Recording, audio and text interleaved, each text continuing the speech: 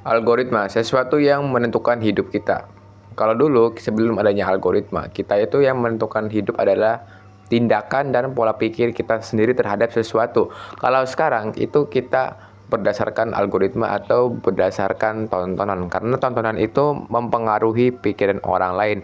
Ini bisa kita cari tahu, kita bisa membuat kesimpulan berdasarkan daripada orang-orang yang ada di sekitar kita, baik itu dari middle class maupun itu dari kalangan orang bawah atau kalangan orang atas. Karena pola pikir itu terbentuk satu dari lingkungan, yang kedua dari apa yang orang itu tonton. Di sini gua akan ngebahas kenapa ini bisa terjadi.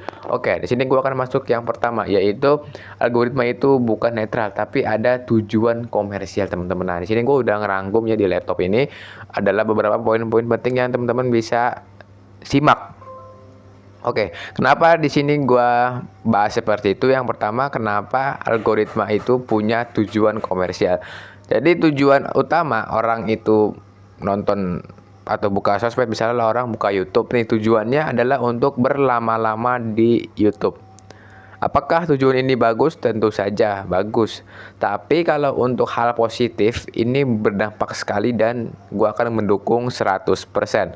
Tapi kalau untuk hal-hal yang negatif dan tidak ada faedahnya, ya gua ngapain dukung gitu. Jadi sekarang orang itu kebanyakan mengaksesnya itu konten hiburan atau konten lucu-lucuan dibandingkan konten edukasi atau podcast-podcast yang membahas perihal edukasi atau pendidikan. Itu lebih tidak tertarik dan kontennya tidak sepopuler konten hiburan, teman-teman. Misalnya kayak stand up, kayak mungkin podcast-podcast yang hiburan aja gitu, tujuannya itu lebih cepat trennya dibandingkan channel-channel edukasi. Kenapa bisa seperti ini? Karena orang Indonesia rata-rata mengaksesnya channel edukasi, bukan channel hiburan.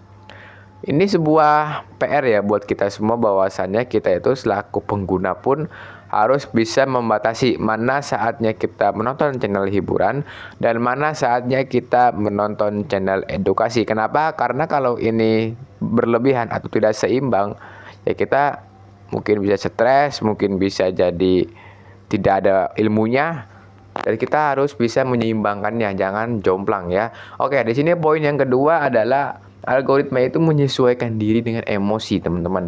Nah, jadi ini penting sekali, teman-teman. Konten-konten yang memiliki emosional, misalnya kita lagi sedih nih, dia tuh bisa tahu loh apa yang kita alami.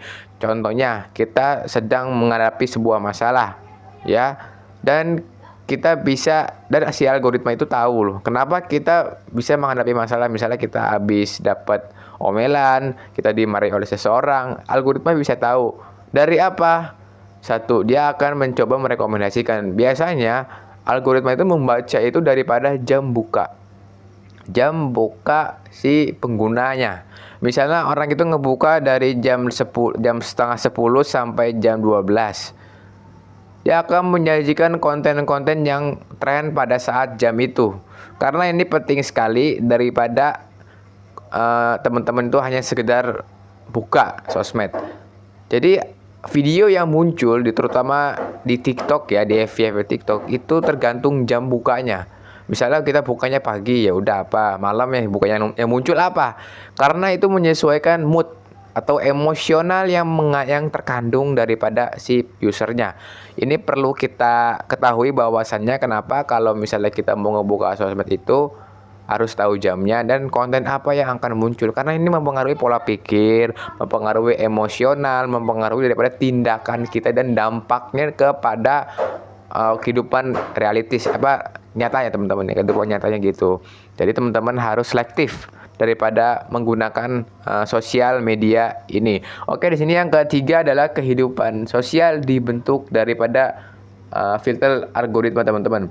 Jadi algoritma itu jadi sebuah teman yang dekat sekali, teman-teman. Dibandingkan orang-orang sekitar, dibandingkan mungkin saudara, mungkin keluarga dan lain sebagainya, algoritma adalah sebuah teman yang sangat dekat. Karena setiap hari kita pegang, kita akses, dan kita nikmati.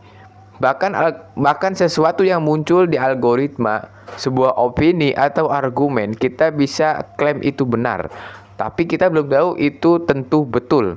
Nah, orang sekarang itu kan kebanyakan gitu, ada stigma bagus nih atau argumen bagus yang menurut dia masuk akal tanpa dia cari tahu, tanpa dia telusuri kebenaran dan sumber yang jelas. Dia bisa klaim itu benar. Nah, orang sekarang itu kebanyakan seperti itu, tanpa dia cari tahu, tanpa dia mencari tahu, dan tanpa dia diketahui, dan juga tanpa mencari sumber-sumber yang relevan, udah diklaim aja, oh betul nih, oh ini seperti ini ya. Nah, kita sebagai pengguna sosmed tertinggi di Indonesia itu warganya kebanyakan mengakses sosmed ya. Kita harus telusuri dulu apa sih dampaknya. Telusuri dulu ini dari mana sih asalnya, biar kita tidak salah tangkap, tidak salah pemahaman. Takutnya kalau kita salah pemahaman ini bisa jadi konflik, karena orang sekarang itu beda pemikiran, beda pendapat aja bisa ribut. Walaupun di sosmed saling nge-tweet atau saling ngetek selalu nyenggol sana, orang bisa ribut. Jadi kita harus selektif dalam memilih informasi yang muncul di sosial media, yang muncul daripada hal-hal yang baru kita ketahui. Itu kita harus selektif, jangan langsung ngeklaim itu sebuah kebenaran. Oke, di sini yang selanjutnya ya, ada yang keempat, yaitu siapa yang viral, siapa yang tenggelam itu ditentukan daripada algoritma. Nah, ini penting sekali. Padahal sesuatu yang viral, yang view-nya banyak, belum tentu itu sebuah hal positif. Dan sesuatu yang tenggelam bukan sesuatu yang negatif. Kebanyakan konten joget-joget nggak jelas itu justru trending, dibanding konten edukasi malah tenggelam dan sepi daripada viewsnya. Karena berarti kan rata-rata orang ngaksesnya konten apa? Konten yang mungkin tidak ada edukasinya, konten-konten hiburan dan lain sebagainya. Apakah ini sebuah dampak yang negatif? Jawabannya belum tentu. Kita bisa menilai ini daripada sisi apa dulunya. Mungkin kalau orang tersebut pulang kerja, mungkin pulang dari mana, dia capek, oke lah, nggak masalah mengakses konten hiburan. Tapi kalau orang itu nggak ngapa-ngapain, dia pengangguran dan tidak belajar dan lain sebagainya, ya nggak ada faedahnya gitu ngakses gitu setiap hari. Kalau misalnya dia buka sosmed untuk upgrade skill atau mungkin dia mencari ilmu baru, oh itu bagus, menggunakan sosmed dan berdampak positif untuk dirinya dan juga untuk lingkungan sekitarnya. Itu bisa mempengaruhi dampak yang besar. Ya teman-teman. Oke, di sini yang selanjutnya adalah efek filter bubble. Jadi pengguna itu terpapar opini yang sejalan daripada yang bikin sempit sudut pandang. Jadi ini meningkatkan polarisasi atau perbedaan pendapat teman-teman. Jadi terpapar opini yang sejalan yang bikin sempit sudut pandang. Ini teman-teman perlu dikoreksi ya. Oke, yang keenam adalah menurunnya daya kritis akibat suguhan instan. Nah, ini penting nih. Kita tanpa selektif, tanpa kita cari tahu, kita langsung ngeklaim itu betul. Padahal apa? Padahal kita nggak kritis. Ini kok bisa begini ya? Ini kok bisa seperti ini ya? Ini dari mana asalnya ya? Apakah sumbernya relevannya? Ini kita harus kritisi. Kita harus cari tahu. Kita harus mencari dampaknya apa, teman-teman. Jangan kita hanya mengklaim itu sesuatu yang betul tanpa kita pikir ulang. Orang sekarang kebanyakannya karena udah instan, sosmed itu kan sesuatu yang instan. Ingat, sosial media adalah sesuatu yang instan. Kenapa disebut instan? Karena orang sekarang bentar-bentar cari di sosmed. Ada kata-kata seperti ini, diklaim betul, padahal belum tentu. Kita harus selektif dan memiliki daya pikir yang kritis, agar bisa mencari tahu mana yang betul, mana yang tidak betul. Karena orang sekarang itu kebanyakannya nyebar informasi karena dia butuh validasi. Ini pernah gue bahas di konten sebelumnya. Oke, di sini yang ketujuh adalah yang ketujuh, algoritma itu mengubah standar dan pengaruh ya. Jadi ini teman-teman harus koreksi dulu bahwasannya dulu itu tokoh masyarakat itu orang yang memiliki kontribusi dengan di lingkungannya atau di wilayahnya. Sekarang orang itu cukup trending, cukup populer, udah dia bakal ngetrend orang sekarang. Jadi ini tuh karena apa? Karena validasi. Jadi orang sekarang itu kalau mau trending atau mau populer itu cukup validasi dari like, dari komentarnya, mungkin dari konten yang dia buat. Kadang konten-konten receh pun karena dia views-nya meledak, karena dia like-nya banyak, karena yang nge-share-nya banyak, padahal itu konten tidak ada edukasinya sama sekali, bisa jadi itu meledak views-nya. Kenapa? Karena sekarang algoritma sudah mengubah standar populer orang. Kalau dulu kan apa nih kontribusi buat masyarakat? Maksudnya ada nilai positifnya gitu, ada edukasinya. Kalau sekarang kan tanpa perlu adanya edukasi, tanpa adanya ilmu yang mendalam dan riset yang mendalam dan juga sumber yang relevan, orang bisa jadi populer. Padahal dia belum memberikan edukasi atau tidak ada ilmu yang mendalam. Nah, ini perlu kita koreksi, teman-teman. Jangan jadi orang seperti ini. Kita kalau pakai sosmed, buatlah konten edukasi seperti gue nih. Contohnya nih, bikin edukasi. Jadi kalau lo semua yang subscribe itu nggak rugi gitu. Dibandingkan lo semua subscribe orang-orang kontennya tidak ada ilmunya, tidak ada faedahnya. Itu kan rugi. Sudah buang kuota, sudah buang waktu, sudah buang mungkin baterai HP-nya, ngebuang listrik sama aja ya, karena HP kan listrik ya, pakai listrik. Jadi kita tuh selektif lah dalam mencari orang-orang yang kita subscribe atau orang-orang yang follow. Contoh, teman-teman subscribe channel ini, rugi nggak? Enggak, karena dapat edukasi. Dulu gue kontennya gue kontennya mungkin tutorial, tapi sekarang gue ganti karena tujuan gue ingin memberikan argumen atau memberikan pemikiran gue sendiri ya. Ini gue berdasarkan fakta.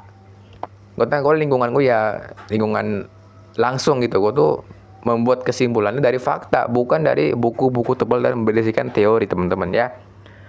Yang selanjutnya adalah kita itu diintip 24 jam dan jejak digital dijadikan sebagai algoritma. Nah, ini penting nih. Sekarang itu pintar sekali bagaimana algoritma bisa menentukan apa yang dimaunya, apa yang dimau si penggunanya. Contoh, kita suka ngakses konten masak. Misalnya di malam kita ngaksesnya masak nih. Misalnya kita buka TikTok cari masak, udah tuh cari, terus kita stop nih, terus tiba-tiba di FYP kita muncullah masak.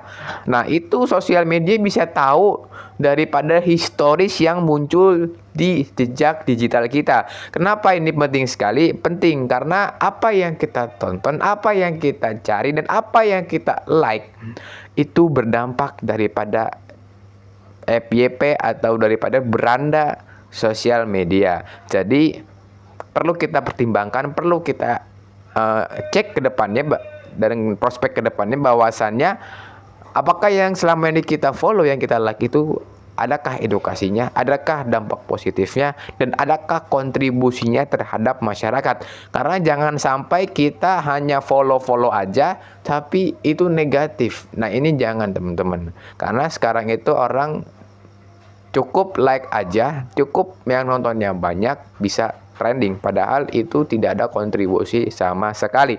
Oke, di sini yang ke-9 adalah kontrol sosial digital lewat manipulasi feed ya. Jadi bisa menghilangkan topik tertentu dari peredaran publik. Nih, jadi dia bisa mengendalikan isu. Misalnya isu yang lagi ramai bisa ditutup dengan tren yang baru.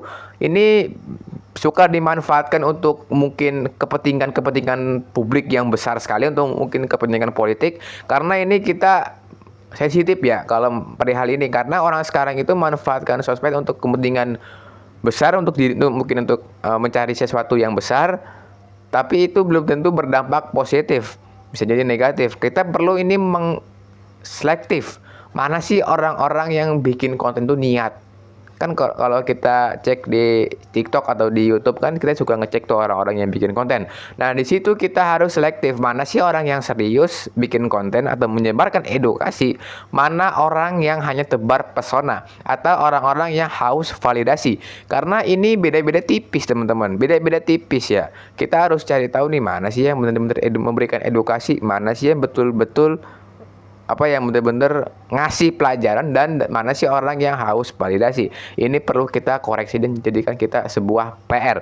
Yang terakhir yaitu kesadaran digital adalah bentuk perlawanan. Makin orang banyak sadar nih Orang kalau semuanya sadar daripada kerja algoritma, makin besar peluang untuk interaksi digitalnya yang lebih sehat. Kalau orang sudah sadar daripada bekerjanya sistem algoritma di sosial media, orang lebih sehat bisa loh.